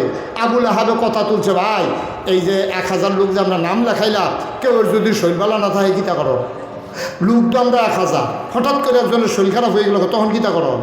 তো কথাটা যখন আবুল আহাবে তুলছে, সবাই মিল্লা কইতে আছে, ভাই সাহেব কথাটা যেহেতু আপনার মাথা তাইছে, সমাধানটা আপনি করেন, কী করলে ভালো হইব? আবুল আহাবে কয়, শোনো, যদি আমরার ভিতরে কেউ শৈলবালা না থাকে, তে নিজে যাইতো না পারলে আরেকজন লোক দিব তার বদলি। সকলে কহ এটা বুদ্ধি পছন্দ হয়েছে। আবুল আহাবে মনে মনে কয়, আমার এই শৈলবালা থাকতো না, কারণ তাপবাতিয়াটা ফেস্তাইকা রয়েছে তার ভিতরে, যে আমার এই শৈলবেলা থাকলো না, কথাটা তো তুলছি আর লাগিয়ে। ঠিক ঠিক এই যুদ্ধে যাবে রওনা দেবে, মদিনার দিকে তারা বের হয়েছে, বদরের প্রান্তর দিকে। এমন সময় আবুল আহাবে হাতের ভিতরে দইরা একবারে লই আইছে। কয় আবু জাহেল কয় কিও? কয় ভাই নমুনা খারাপ, শরীরের নমুনা মোটেও সুবিধার না, যুদ্ধের ময়দানে যায়াম দূরের কথা, হ্যান পর্যন্ত যাওয়া এ সম্ভব না। কয়তো কথা না হয়েছে, আইনটা হইলো লগে লইয়া হন, এত দূরে আনছি না। এই যে মুফাসসিরিনে কেরাম কয়, যেই লোকটারে আনছে হ্যাঁতে কোনো আইতো চাইছিল না, হ্যাঁ তার কাছে আবুল আহাবে আছিল সুদের কারবার, হ্যাঁ তো সুদে টেহা লাগাইতো। একবার সুদে টেহা নিছে 3 মাসের লাগিয়া। আবুল আহাবে গিয়ে হ্যাঁ তার ভাই তুইটা কয় টেহা দে, কয় ভাই 2 মাস হয়েছে না, 3 মাসের লেগে টেহাছি, টেহা দেব কি তা? কয় ওহন টেহা দিবি, আর নইলে যুদ্ধ যাইবি, দুইটার একটা কোনটা করবো বুঝ করে করো। কয় টেহা তো দিতাম পারতাম না, কত যুদ্ধের ময়দানে যাইবা, হ্যাঁ তারে দইটা আনছে বদলি। সিটার কারে কয়, বাটফার কে আর হুবের বাটফার। এখন হাতে তো বাধ্য হইয়া টেহা যখন দিতে পারতো না, যাইব কি করবো যুদ্ধের ময়দানে? হেতারে দৈরাই না যুদ্ধের ময়দানও দিছে, আবুল আহাব যায় নাই, কারণ আবুল আহাব জানতো তাব্বাত ইয়াদা, আমি যুদ্ধের ময়দানে গেলে আমাকে ছাড়া হবে না। শেষ পর্যন্ত করুণ পরিণতি। আমার বলার উদ্দেশ্য হচ্ছে শিক্ষা দেওয়া। আবুল আহাবের শেষ পর্যন্ত কেমনে মারা গেছে? বদরের প্রান্তর থেকে যখন সে যায় নাই বদরে, সবাই যখন ফিরে আইছে, তারা 70 জন 2 টুকরা করে লাইছে, 70টারে ফিসমোনা বান্ধিয়ে হতাই লাইছে। আর বাহিনী কোনো মতো ওমাগু কইয়া সিল্লান দিয়ে মক্কায় পড়ছে। আইয়া দেখে যে আবুল আহাবের আসলও শরীর খারাপ, তার কুষ্ঠরোগ হয়েছে, কুষ্ঠরোগ। কুষ্ঠরোগ তৎকালীন জমানায় কোনো চিকিৎসা ছিল না, ছোঁয়াচে একটা রোগ। এই আবুল আহাবের যখন কুষ্ঠরোগ হয়েছে, এখন ডরে তার জিও যায় না, তার ফুতেও কাছে যায় না। আল্লাহ কইছি তার 6টা জিনিস তার কোনো কামও লাগতো না। কথা মনে আসেনি? কয়টা জিনিস কামও লাগতো না? তো বউয়ে তো লাগবো কেমনি, তাই তো না ইয়ে তাই, তো এটা তো এমনি কামও লাগে না। ওখান আসিল জিফুত, ওখানে এইটিও কামও লাগে না, কারণ এইটি কুষ্ঠরোগ হওয়ার কারণে এইটি কেউ বাপের কাছে যায় না, এটা সোয়াশে রোগ, আবার জিয়ে রয়, ফুতে রয়। এই চিন্তায় কেউ আর আবুল আহাবের কাছে যায় না। শেষ পর্যন্ত আবুল আহাবরে একটা গ্রামের এক ঘরের ভিতরে বন্দি করে রাখছে। আর এই তার পচা দুর্গন্ধ, এমন দুর্গন্ধ, ওই এলাকায় কোনো লোকজন আর থাকতে পারে না। সবাই মিল্লা জিফুতের কাছে গিয়া কইছে, তোমার বাপেরে দূরে কোথাও রাইখে আসো, এই সমাজে তাক রাখলে আমরা থাকতে পারবো না। শেষ পর্যন্ত জঙ্গলের কাছে ছোট্ট একটা ঘর তুললা, ওই বাদ্যা মানুষ বাদ্যা বেড়ার জন্য আটকা ঘর তুললা থাকে পলিথিন দিয়া, এরকম একটা ঘর তুললা আবুল আহাবরে নিয়ে আলগা এক জায়গার ভিতরে রাখছে। সেখানে রাখার পরে এখন তারে খানা দানা দিব কেমনে? কাছে গেলে নিয়ে আবার রোগ হয়, কেউ তো ডরে যায়ও না। তো ওই আমরা দেশ যে বেকারি চিনেননি? সাইয়ার হয়েছে মনে হয় জীবনে কইতে পারতো না বেকার। আরে বেকারি চিনেননি?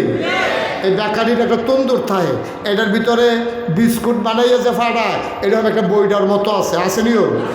এই বইটার মতো দিয়া এটার ভিতরে বেকারির ভিতরে হাত দিলে দাঁত ফুটে যাইব, এটার ভিতরে দাও আগুন। এখন এই আবুল আহাবরে ঘরের ভিতরে রাখিয়া এরকম বইটার মতো লম্বা ডাটলা একটা বানাইয়া এই শহীদ তলে দিয়া, বেড়ার তলে দিয়া তারে খানা দেয়। হ্যাঁ বইয়া বইয়াতে খায়। তার জিফু তো তার কোনো কামও লাগলো না, তার টাকা পয়সাও কোনো কাজে লাগলো না, তার বউ তো ফইলে নাই। শেষ পর্যন্ত জঘন্যভাবে আবুল আহাবের দুনিয়া থেকে বিদায় হলো।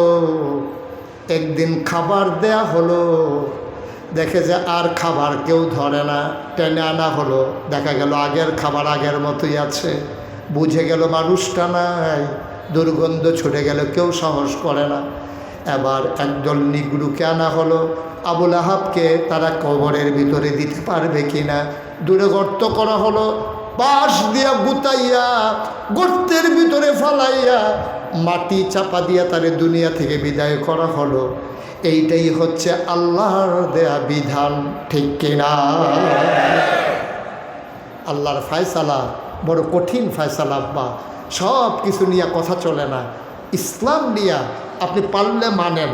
আমি আরও সুন্দর করে বলতেছি, আপনি পারলে মানেন, আপনি পারেন না মানেন না, এটা তো আপনার এক অপরাধ। আপনি নামাজ পড়েন না, এটা হলো এক অপরাধ। যে নামাজ পড়ে তাহলে টিটকারি মারবেন, তাহলে রাস্তা যাইতে দিলে বাধা দিবেন, তোর বাহের রাস্তা দিয়ে আডুফনি কইবেন, কি কারবার কি? আপনি এক নম্বরে নামাজ পড়েন না, আবার যে পড়ে তারে বাধা দিবেন। এতবার দুধ দিয়া খায় না, দুধ দিয়া খায় লাস্টের দুগুলো কোসালন দিয়া। আপনি শুরু হয়ে করছেন দুধ দিয়া। ইসলাম নিয়া সব কিছু মানানসই হয় না ভাই সাহেব। আপনি পারেন না, আপনি চুপ থাকেন। আপনি মানেন না, আপনি চুপ থাকেন। আপনি পারেন না, আবার বিরোধিতা করেন। আপনি মানেন না, যে মানে তারে টিটকারি মারবেন। লা হিজাবা বাইনাহু ওয়া বাইনাল্লাহ, আল্লাহর মাঝে ওই মাজলুমের মাঝে কোনো পর্দা নাই। ডাক দিতে দেরি, কবুল হতে দেরি নাই। হাজারো মায়ের বুক খালি করা, মানুষগুলোকে গুম করা, ওই মানুষগুলো রাতের আধারে কেঁদে কেঁদে যখন দোয়া করেছে, আল্লাহ তাবারক ওয়া তাআলা কবুল করে নিয়ে তাদের ফায়সালা করে দিয়েছে, ঠিক কিনা বলো? বড় কঠিন ফায়সালা। এই জন্যে সব সময় আমার এই কথাটা মনে রাখবেন, সব সময় মনে রাখবেন। আপনি মানেন না, আপনি মানেন না, আপনি লজ্জিত হওয়া উচিত। আমি নামাজ পড়ি না, আপনি আবার বেড়াগিরি দেখাইবেন। আবার যে নামাজ পড়ে তারে আপনি টিটকারি মারবেন। আপনার ফলারে আপনি মাদ্রাসা তো দেন না, হ্যাঁ আবার ফুতেরে দিছে গেলে এবারে গিয়ে বুঝাইতে আছে, তোমার ফুতেরে যে মাদ্রাসা দিছ তে কিতা করে খাইব? ইমামতি তো সব মসজিদ হয়ে গেছে গা, মুয়াজ্জিন সব রাখা দিছে, তোমার ফুতে যে ইমাম হইব এই জায়গাটাও তো নাই, কি করবা? এরতেবেলা তারে মাটি গাড়া শিখাও, এরতেবেলা তারে রিক্সাওয়ালা রিক্সা শিখাও, রিক্সা চালান শিখাও, তারে অটো চালান শিখাও। আপনি তো নিজের ফুতেরে মাদ্রাসা দিছেন না, আরেক ফলায় মাদ্রাসা ফোরে কেড়ে তারে তার বাহিরে হুজুরু ফোলা সুডু ফোলা তারে দেখলে কি হুজুর, মানে খাইচ্ছতে তো খারাপ হয়েছে। হুজুর দেখলে শরীরের দেখে চুলখানি উঠে, দেখলে একটা টিটকারি মারে, মস্কারা করে। আসে নাকি নাই? কথা বলে আসে নাকি নাই? হুজুর দেখলেই টিটকারি মারে, এটা খাইচ্ছতে পরিণত হয়ে গেছে গা। হুজুর জুড়ে আটলেও দোষ, আস্তে আটলেও দোষ। আস্তে আটে গেলে কয় কি হুজুর আছে দাওয়াত টাওয়াত নাই নাকি? আবার যদি জুড়ে আটে ওই হুজুর দাওয়াত করা। হুজুরে জুড়ে আটলেও দোষ, আস্তে আটলেও দোষ। হুজুরে হুগাইলেও দোষ, মরইলেও দোষ। হুজুরে শিখন দেখে হুজুরে দেখলে টিটকারি মারে, কি হুজুর দাওয়াত টাওয়াত পড়ে না। আর হুজুরে যদি একটু শরীরটা মোড় হয়ে যায়, হুজুর দরজা দিয়ে ঢুকেননি? হুজুরে দরজা দিয়ে ঢুকবো, না হইলে বেড়া খুললে ঢুকবো, না হইলে উফরি যে টিন খুললে দুপুরে পড়বো, তোমার সমস্যা কিটা? আসেনি খাচ্ছ সব লক্ষণ বেশি সুবিধার না, খালি এই ইয়া মোহাম্মদ তাব্বালা খেলা কইছি খেলা যে কি দাঁড়াইছে তখন শুনলেনে। সুতরাং এই নবীরে কোয়ার কারণে যদি এই কারবার হয়, এই দেশের ওলামায়ে কেরাম তালেবুল আলেম ওরা হলো ওয়ারিসাতুল আম্বিয়া, ওরা নবীর ওয়ারিস। আপনি মাদ্রাসার একজন ছাত্রকে, একজন ইমামকে, একজন আলেমকে টিটকারি মারা, যেন আপনি টিটকারি মারলেন আপনার নবীকে, ঠিক কিনা বলো? খুব সাবধান, খুব সাবধান, হিসাব করে চললেন, নাইলে জনমের ধরা খাইবেন। আজকে 33 বছর আমি মাহফিল করি, মাহফিলে কদম দিলে আমি মাহফিলের ওজন বুঝি। আজকের মাহফিলে কদম দিয়া আমার মনটায় সাক্ষী দিছে আপনাদের মাহফিল আল্লাহ কবুল করে নিয়েছে। আপনারা যদি কঞ্জে হুজুর বুঝলেন কেমনে, আপনারাও বুঝছেন, মনও নাই। আমি বুঝছি, আমি মনও রাখছি, আপনারাও বুঝছেন। মাহফিল যে কবুল হয়েছে এটা আপনারাও বুঝছেন। সন্ধ্যার পরও বৃষ্টি হইয়া এখন সুন্দরভাবে বৃষ্টি না হওয়া, এইটাই মাহফিল কবুল হওয়ার লক্ষণ, ঠিক কিনা বলেন? আর প্রমাণের কি দরকার? আল্লাহ এমনি বৃষ্টি দিয়েছে, আয়োজন করে শুরু হয়েছি। আমি তো মনে করছি সপ্তাহখানেকের আগে থামতো না। আমি তো যাইতাম লিয়ে চাল জায়গাইতাম লইতাম, পরে হুজুরে আইয়ালাম, এলেগে না আইছি। আমিন কন। গতকালকে আমার মাহফিল হলো পত্তন্ন আগাম হুসেনপুরে, আমার কিছু ভক্ত মরিদ আছে, ওখানে ছিলাম। তারপরে ওখান থেকে আজকে এসেছি। আসার সময় রাস্তায় দেখলাম প্রচুর বৃষ্টি, আমি ভয় পেয়ে গিয়েছিলাম, কিন্তু আল্লাহ তাবারক ওয়া তাআলা কবুল করে নিয়েছেন। এ মাদ্রাসা কর্তৃপক্ষের চাওয়াকে পাওয়ায় পূর্ণতা দিয়েছেন। এই এলাকার মানুষ আপনাদের ভাগ্য ভালো।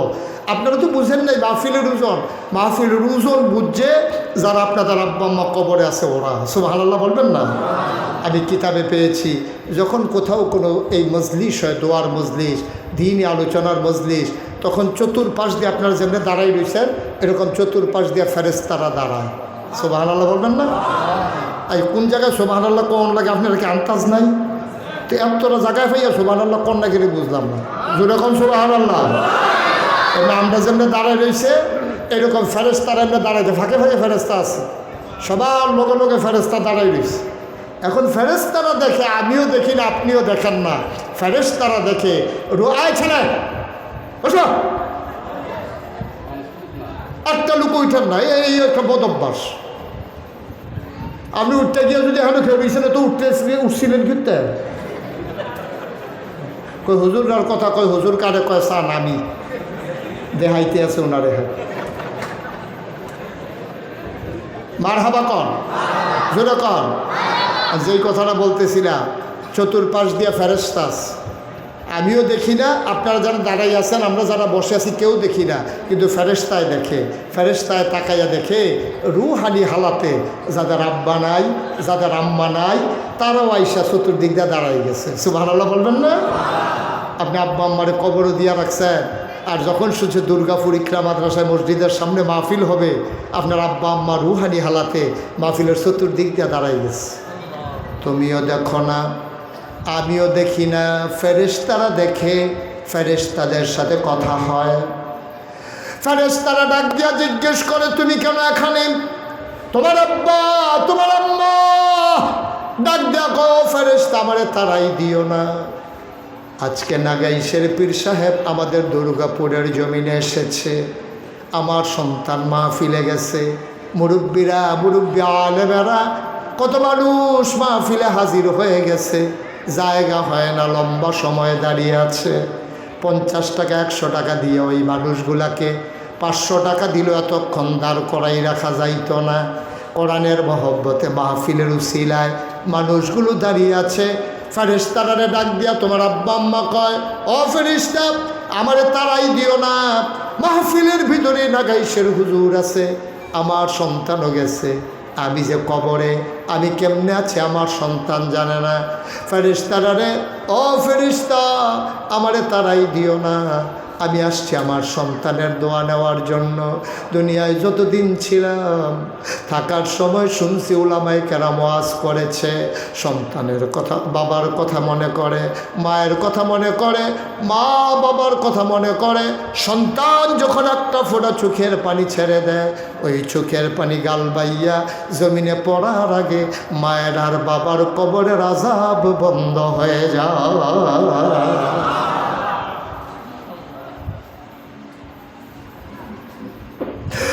ফেরেশতা আমারে তাড়াইয়া দিও না, আমার সন্তান প্যান্ডেলে নাগাইশের হুজুর দোয়া করবে, আমার সন্তান দোয়াতে আমিন আমিন করে কানবে। আমি এসেছি দোয়া নেওয়ার জন্য। আমি দোয়া নিয়ে গিয়া দেখতাম চাই এই দোয়ার উসিলায় আমার কবর, আমার সন্তানের চোখের পানির উসিলায় আমার কবর জান্নাতের টুকরা হইছে নাকি। আমাদের যাদের আব্বা নাই, আমাদের যাদের আম্মা নাই, যাদের আব্বা আছে আম্মা আছে দাদা দাদি নাই, ও খাওয়ার মানুষেরা, ও কলিজার টুকরা যুবকেরা, একটা মানুষ চলে যাবা না, উঠে যাবা না, লম্বা সময় আমি তোমাদেরকে ধরে রাখব না। সবাই মিলে দোয়া করব আব্বার জন্য আম্মার জন্য। কথা একটা মনে রাখো, যারা হেঁটে হেঁটে আস্তে আস্তে করে চলে যাও, সাদা কাগজে লিখে নাও, তুমিও যেই দিন কবরে ঘুমাইবা ওই দিন তোমার সন্তানও তোমারে কবরে ফালাইয়া আস্তে করে চলে যাবে, তোমার জন্য দোয়া করবে না, ঠিক কিনা? আজকে যদি তুমি তোমার আব্বার লাগিয়া দোয়া না করো, তুমি যদি তোমার আম্বার লাগিয়া দোয়া না করো, তো তুমি কবরে গেলে তোমার ফুতে তোমার লাগিয়া দোয়া করব, এটা আশা করো কেমনে? এটা আশা করো কেমনে? তুমি বালার গড়ো ভালো হয় না, আর তুমি বেড়া ডুবনে বেড়ার গড়ো দোয়ার সময় তুমি আরও রাস্তা দিয়া, আর তোমার গড়ো হেই ফুতুই বতে বইয়া বইয়া দোয়া করবো, তো মাহফিলও আইবনি। তাই তো মাহফিলের সাইডে একটু একটু বুট বাদাম খাইয়া আটটাতে ভাগ্য উঠতে থাকবো তুমি যে মাহফিলতে উঠতে যাও তোমার সন্তানকে তুমি কি শিখাই দিয়া গেলা। সুতরাং বাবারা ভাইয়ারা একটা লুকো যাব না, আমরা সবাই মিলে দোয়া করে, আব্বা আম্মার জন্য দোয়া করে, আব্বা আম্মার কবরগুলোতে জান্নাত বানাইয়া তারপরে আমরা যাবো ইনশাল্লাহ। রাজি আছি সবাই? আল্লাহ যেন কবুল করে, সবাই কনা আমিন, জোরে কনা আমিন।